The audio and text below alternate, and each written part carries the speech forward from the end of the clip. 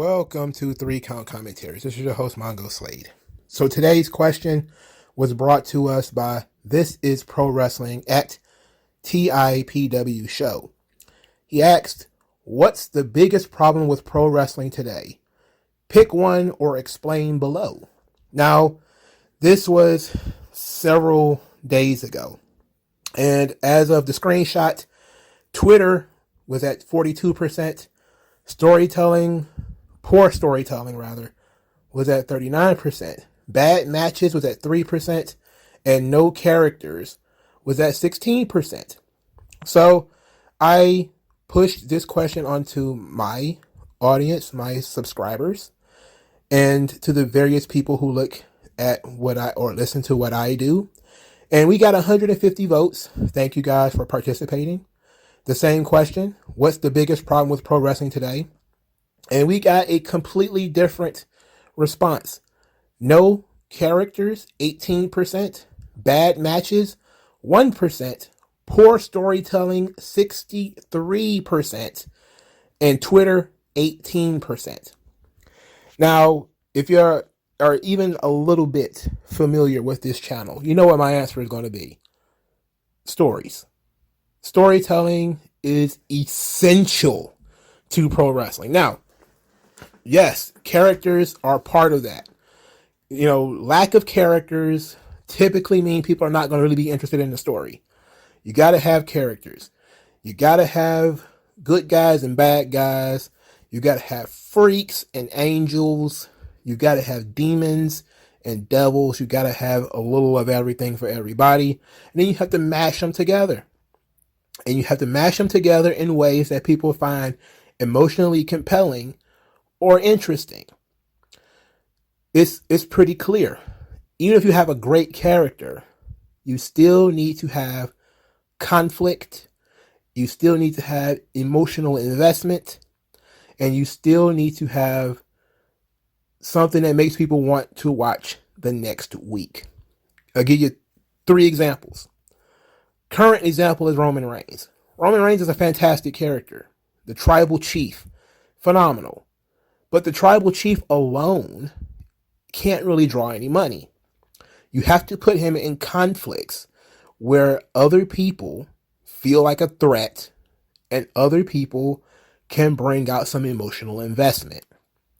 Case in point, the feud that made Roman the biggest star in the business, not with Brock Lesnar, not with The Undertaker, it was with Jey Uso.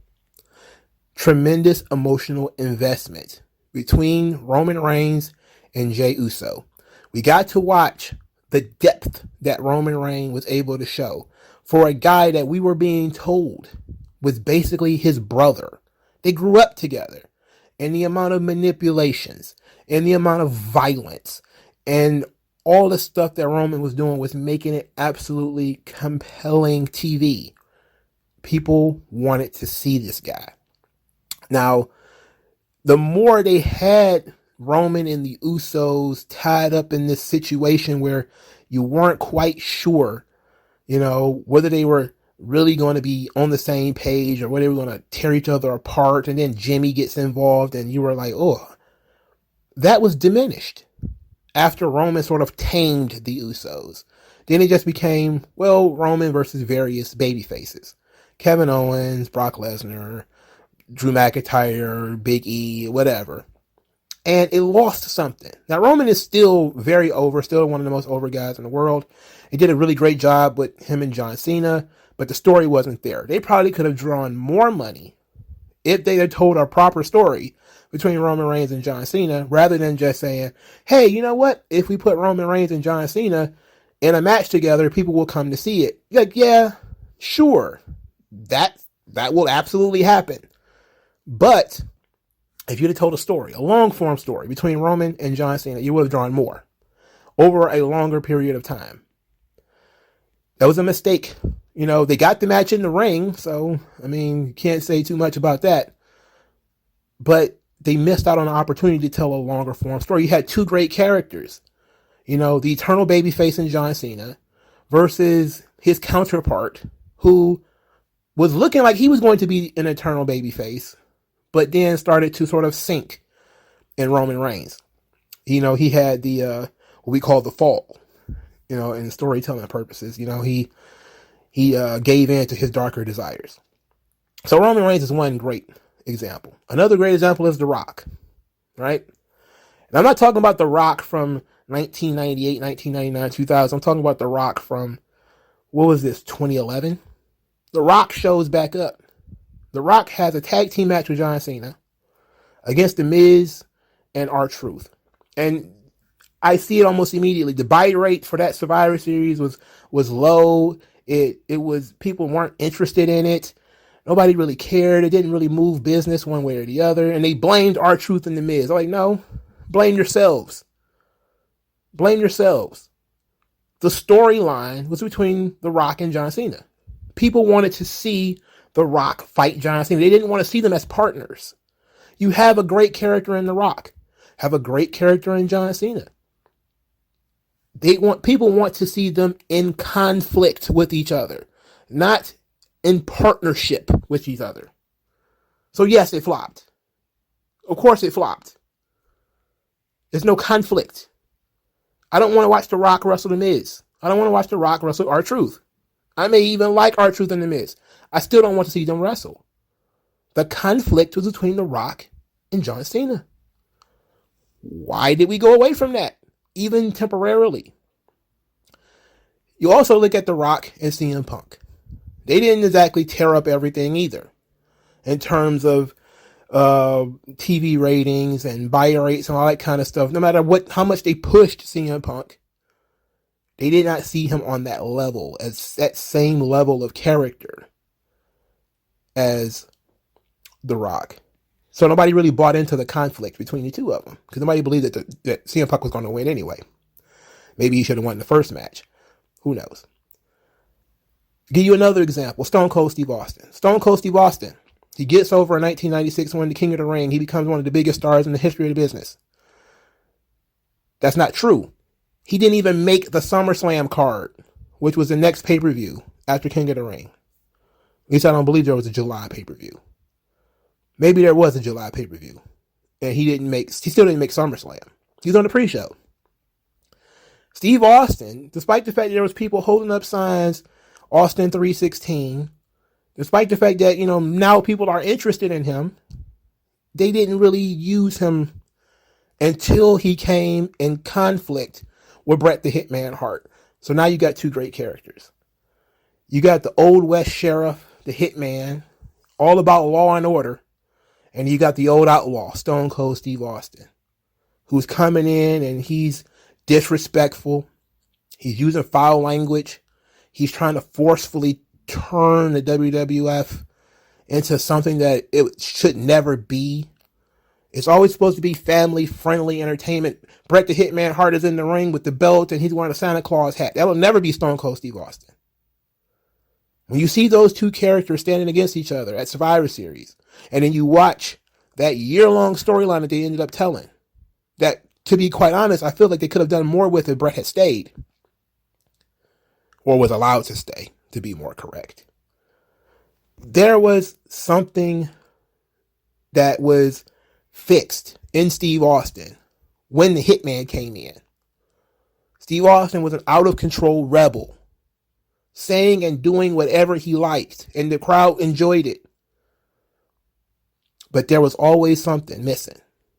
Somebody there to counteract him. Somebody to tell him that he's wrong. Somebody to stand up for the old school principles. Bret Hart was perfect for that. And it's no surprise that the feud with Bret Hart took Stone Cold Steve Austin to the next level. And then, of course, it should be no surprise from there that Steve Austin, as the rebel, he's already overcome the old sheriff. Well, now he's got to deal with somebody who's even more powerful than the sheriff. That's the owner. If to put it in Old West, it would be like the mayor, right? The judges or something. Vince McMahon, the boss, the guy who oversees everything. Well, that's a great story. Two great characters in conflict gets people to become interested. And then if you write it in the right way, it becomes long term. interest, and it grips people emotionally, and it takes them on a ride where they watch this stuff in the long term. You look at what some promotions have started doing now. They started bringing in people, Danielson, Punk, Adam Cole, or whatever, and they're just toys in the toy box. They're there. You can see them here, but what are they actually doing with them? Are they creating big conflicts that last over time? You may say, well, Mongo, they had Bryan Danielson, his first match in AEW was against Kenny Omega. They sold out a big building. And I would say, yes. And then what? It's exactly the same situation I just talked about between Roman Reigns and John Cena. It's the same thing, except for a smaller audience. It's the exact same thing. Ooh, I want to see this match. Okay. That doesn't click with the casual viewer, because they don't understand what they're fighting over, in order to care.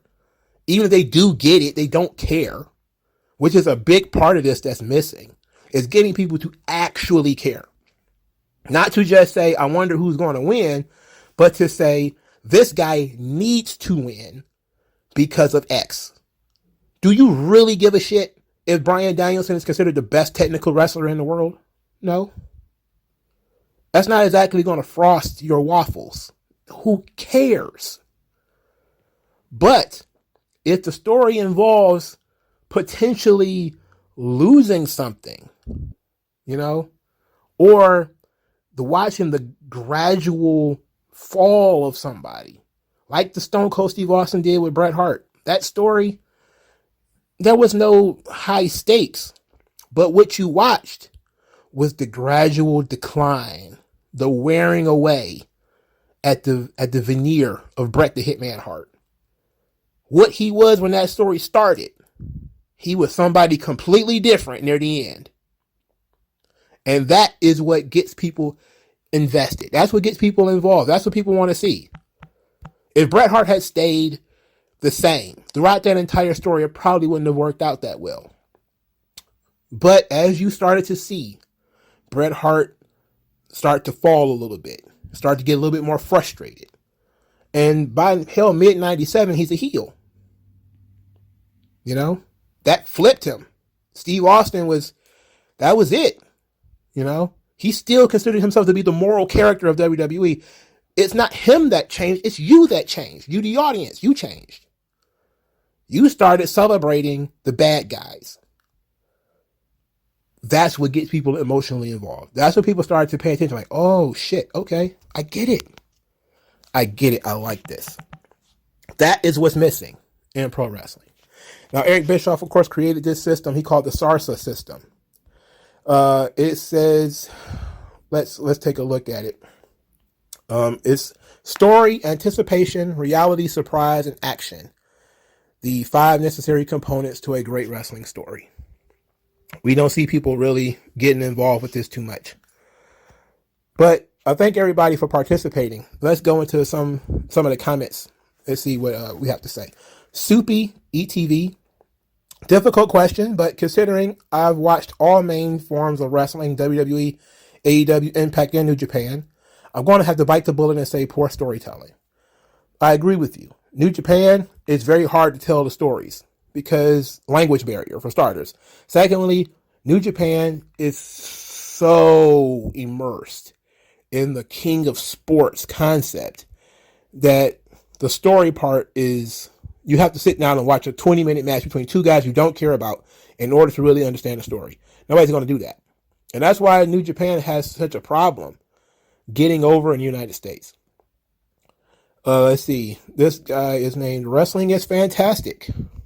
Honestly, the matches aren't the problem. In my opinion, Twitter really isn't a problem. You can just ignore that, and once in a blue moon, you get some cool characters. That the real problem is the storytelling. Even if there's no story, what are the chances it's not must-see or even captivating? Good point. Yes. We'll talk about Twitter in a moment. I want to make sure that people understand that Twitter is an important issue. Issachar. Poor storytelling is the real reason why a lot of people aren't that invested in wrestling. Everything else isn't really much of an issue. Alex Coquitos. He responded, bad writers, and without writers, bad opportunities for some indie wrestlers. But I think in a year, we're going back to the 90s. I don't think we're going to go back to the 90s at all. I think the 90s are long gone. DeAndre Dukes, he says, without proper storytelling, what good is the product? Good question. Chris Loco, no stories, no characters, no catchphrases.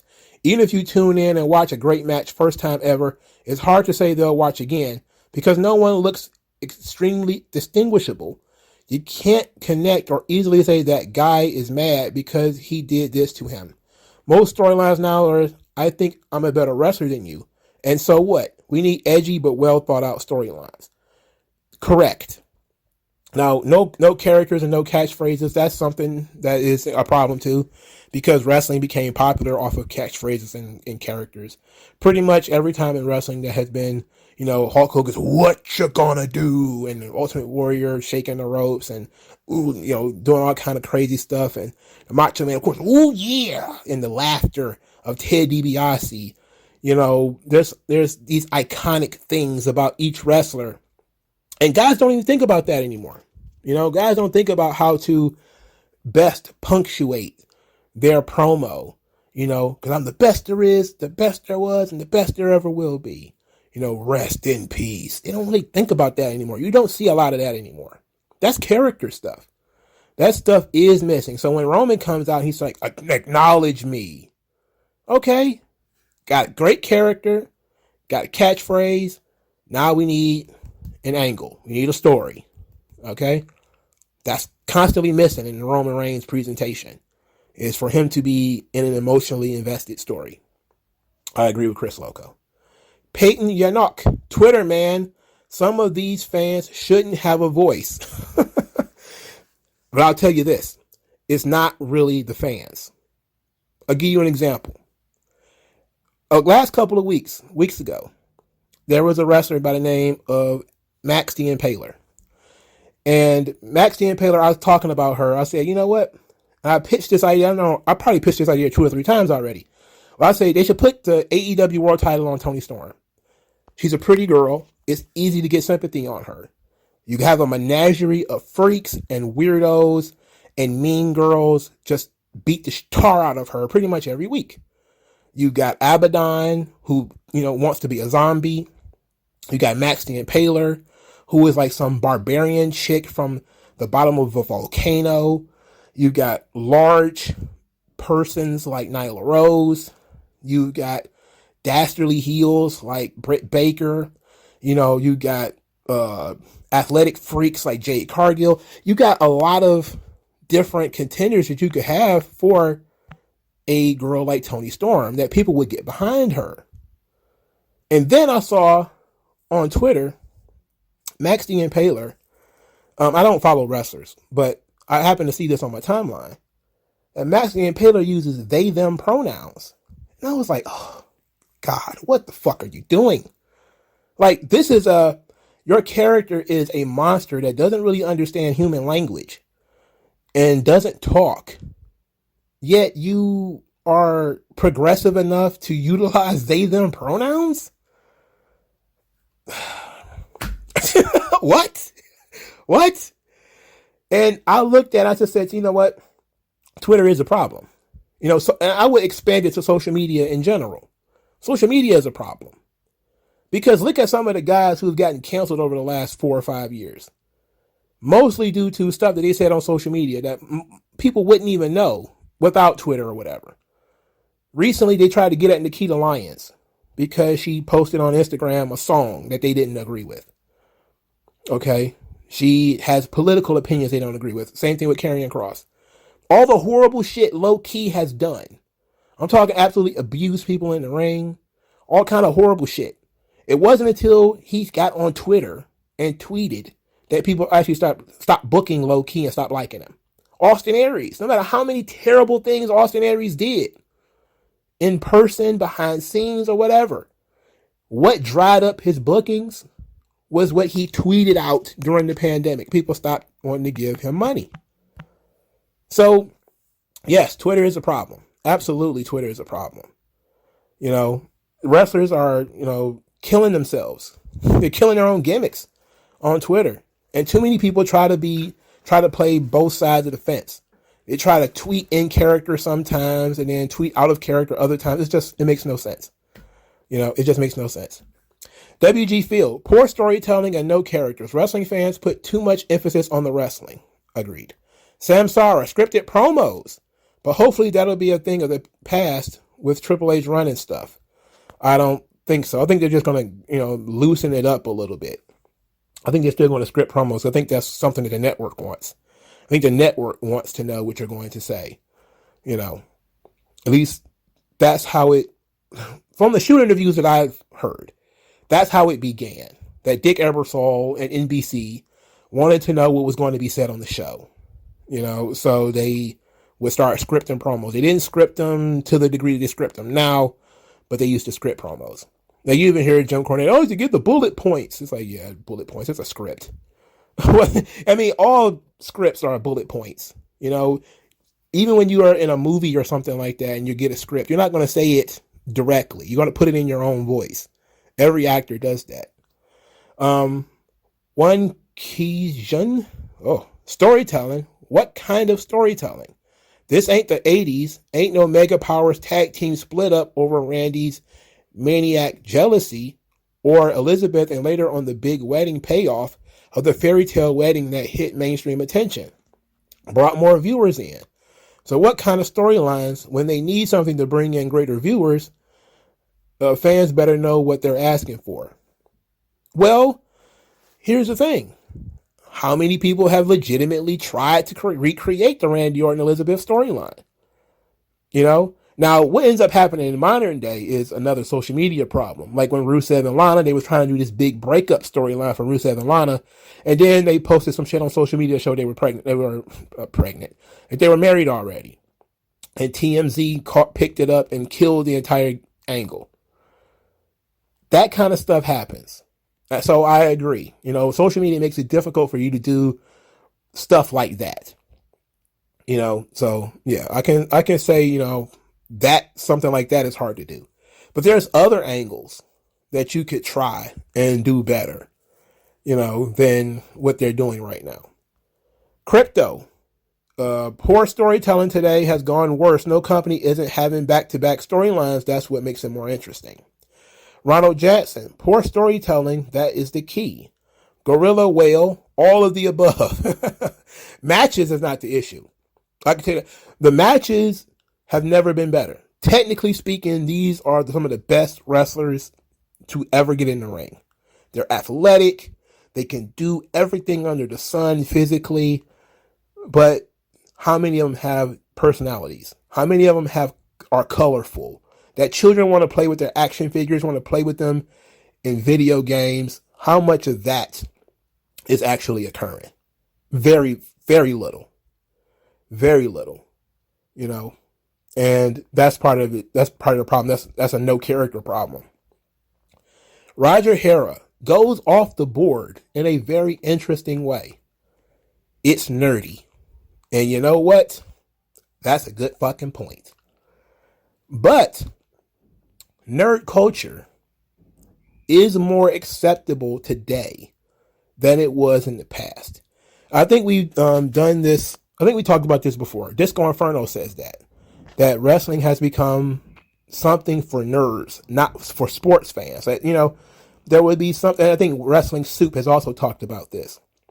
That there's a great deal of wrestling fans that don't watch sports, so they don't really jive with the sports audience. And I'm one of those people too. I'm not going to hold you up. I don't watch as much basketball. I don't watch any basketball.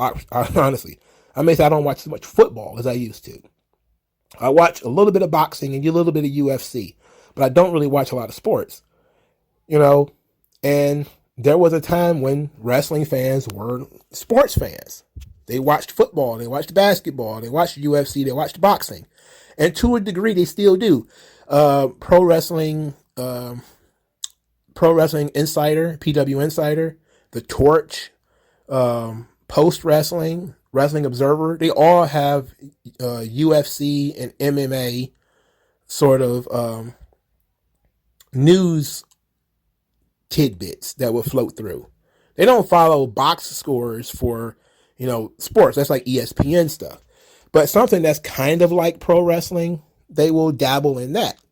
But generally speaking, yes, wrestling is nerdy. Wrestling is becoming more and more like comic books and manga, and something that occasionally crosses over into the mainstream, but is something that is a niche product for a certain audience.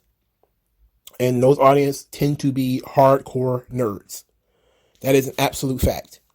And is it a problem? For some people, yes, because wrestling fans typically have some of the same stereotypes as hardcore nerds. And that is that the fans are typically unkempt, uncouth, gross, fat weirdos.